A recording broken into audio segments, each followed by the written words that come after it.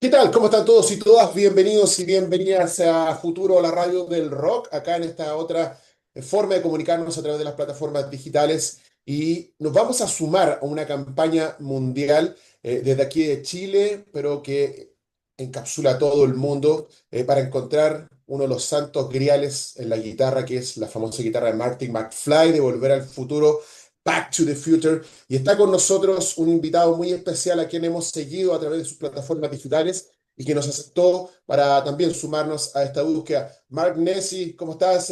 Welcome to Radio Futuro. Welcome to Chile. Thank you so much for having us.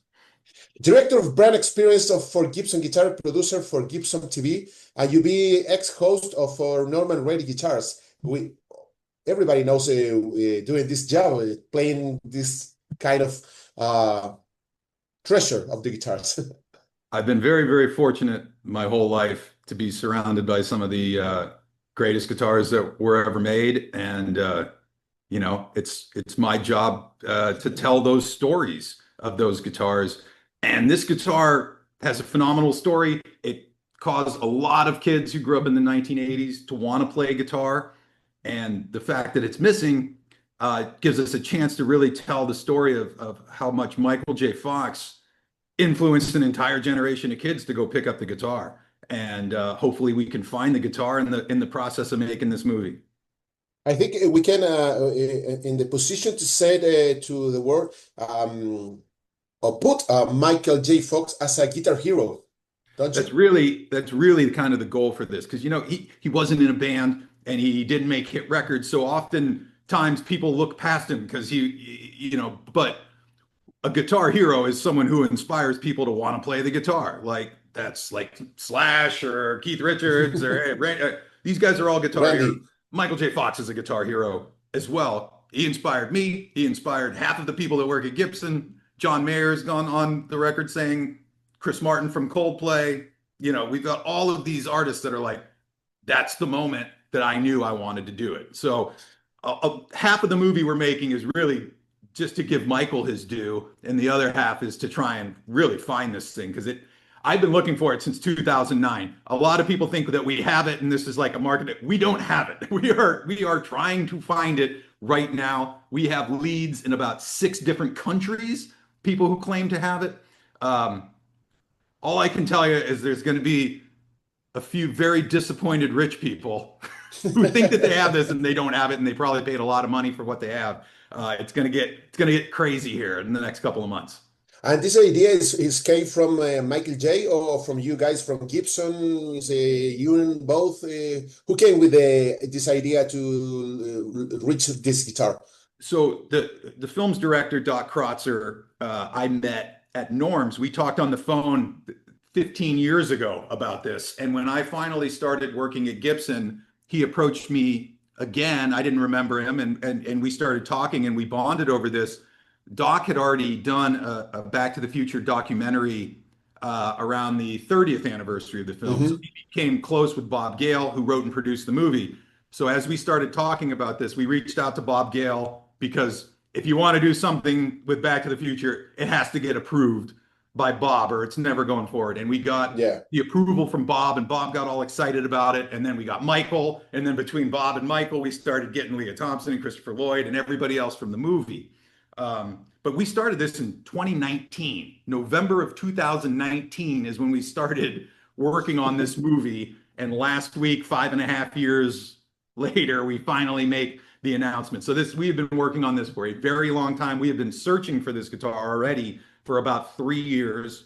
We have some pretty good leads. We have some ideas of things that could have happened. We're waiting on people's tips to come in to fill in some of the blanks that were missing and Hmm. ultimately lead us to this thing. And tell us about the guitar model. When was it? When was it the first made? No. So we're looking for an ES 345, which originally hit the market in 1959. It was not Wow. available in red, though, until 1960. So what we are looking for based on the features on the guitar, we're looking for either a very, very late 1960 or a 1961 cherry red Gibson ES 345 with a Bigsby. Oh, wow. And do you have any suspicions as to where he might be, the guitar?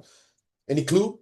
Right now, we have leads in Brazil, we have leads in Japan, we have a few different leads in the US, we have leads in London, and yesterday we got a lead in Kazakhstan. Wow. I really doubt it's in Kazakhstan, but if I got to book a flight, dude, I'm going to book a flight, you know? Well, we add Chile to the search for this Holy Grail. I hope it's in Chile. I would love to come to Chile, dude. And when if this happened, if the guitar appears in this somewhere in the world, I think this is going to be a magic moment for MG, for the guys, and it's very important to say to everyone, this guitar is really disappears. It's not. This is It's not a not a yeah, marketing thing. yeah, You know, yeah. everyone's like, this is a publicity stunt to sell guitars. It's like, no, this is a publicity stunt, yes, but it's a publicity stunt to find the guitar. That exactly what we said it is what we're doing. I wish we already had it. It would make the movie go so much smoother. I could hit the 40th anniversary and have my movie come out if we had it. We don't. That's why we're going to look for it right now and make the movie in real time as we're looking for it.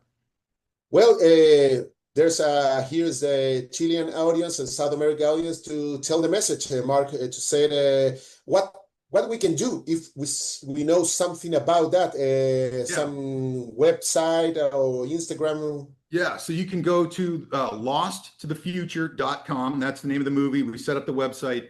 You can, if you have a tip, you can leave a tip there. If you just want to stay informed about what we're doing and what we found so far, you can leave an email. We also have an 800 number you can call to leave a tip, 1-855-345 1955, the year the movie takes place, and the model of the guitar. And you can leave us your tips via voicemail too. We had, I think, 1,500 email submissions on the first day that we launched the website. So we are still combing through everything. There's some funny ones in there, which are really great, but we're like trying to weed through to get to the real ones. You know, everyone thinks Biff has it, which is like hilarious, but like Biff doesn't have it. Like we need to find the person who actually has it.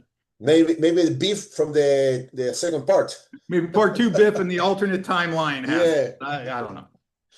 Mark, finally, tell us about your experience as a guitar host. I don't know how to tell everybody, but you've been interviewed just a few days ago, Kirk Hammett and Robert Trujillo. You've been with a very celebrity of the real guitar heroes.